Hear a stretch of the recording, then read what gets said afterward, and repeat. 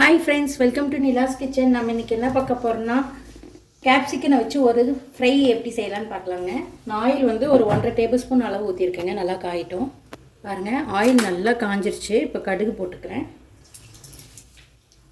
அதே மாதிரி சீரகம் ஒரு சிட்டிகை போட்டுக்கிறேங்க. ரொம்ப வேணாம், ஜீரணத்துக்காக தான் நான் சீரகம் ஆட் பண்ணுவேன்.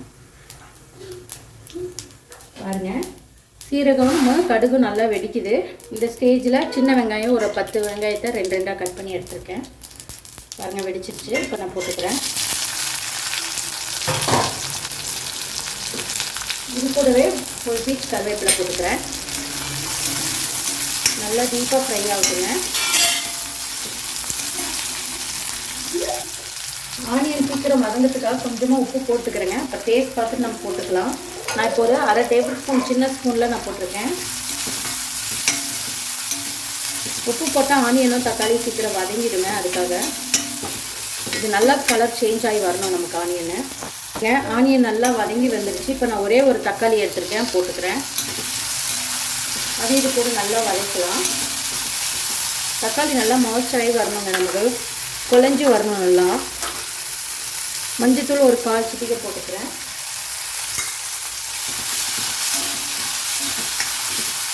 கால் மூடிங்க, இந்த அஞ்சலி பெட்டி ஸ்பூனில் சொல்கிறேங்க. இது நல்லா தக்காளி மசிஞ்சு வரட்டுங்க. பாருங்கள், இந்த அளவுக்கு நல்லா குழஞ்சி வந்ததும் வீட்லேயே அரைச்ச குழம்புத்தூள் ஒரு ஸ்பூன் போட்டுக்கிறேங்க. வேறு எதுவுமே நான் ஆட் பண்ணல. ஏன்னா இந்த குழம்புத்தூளில் கொஞ்சம் காரம் கம்மியாக இருக்கும் நீங்கள் நினைக்கலாம். இப்போ கேப்சிக்கன் வந்து ஒரு 3 கேப்சிக்கனை நான் கட் பண்ணி க்ளீன் பண்ணி வச்சுருக்கேங்க. போட்டுக்கிறேன்.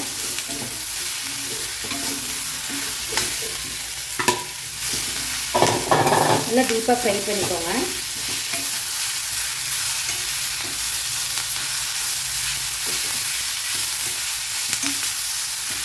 இந்த மாதிரி ஃப்ரை பண்ணி சாப்பாட்டுக்கு வச்சு சாப்பிட்டு அவ்வளோ டேஸ்ட்டாக இருக்குங்க. கேப்சிக்கன் ஃப்ரையு, மசாலா ஃப்ரையு சாப்பாட்டில் கூட பெரட்டி சாப்பிட்லாம். இது நல்லா வதங்கிட்டுருக்கு. இப்போ இந்த ஸ்டேஜில் ஒரு அரை டம்ளர் தண்ணி மட்டும் நான் ஊற்றுறேன். இது வந்து கொஞ்சம் நல்லா ஃப்ரை ஆகி நமக்கு வரதுக்காக நான் 1/2 டம்ளர் தண்ணி ஊற்றிருக்கேங்க. இது நல்லா டீப்பாக ஃப்ரை ஆகணும்.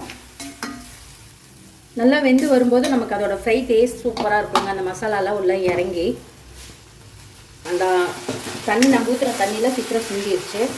அவ்வளோதான், சூப்பரான ஒரு மசாலா ஃப்ரை நமக்கு ரெடி ஆயிடுச்சுங்க. செம்ம டேஸ்ட்டாக இருக்கும். நீங்களும் கண்டிப்பாக இதை ட்ரை பண்ணி பாருங்கள். கேப்சிக்கன் ஃப்ரை இது இன்னும் லைட்டாக கொஞ்சம் டீப் ஆகணுங்க.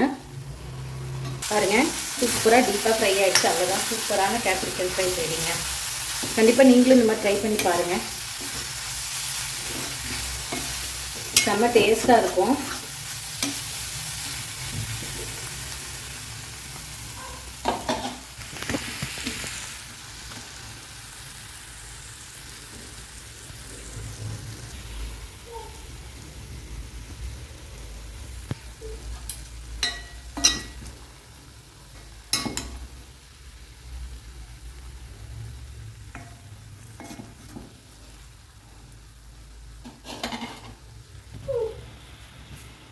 Thank you so much for watching. Bye bye.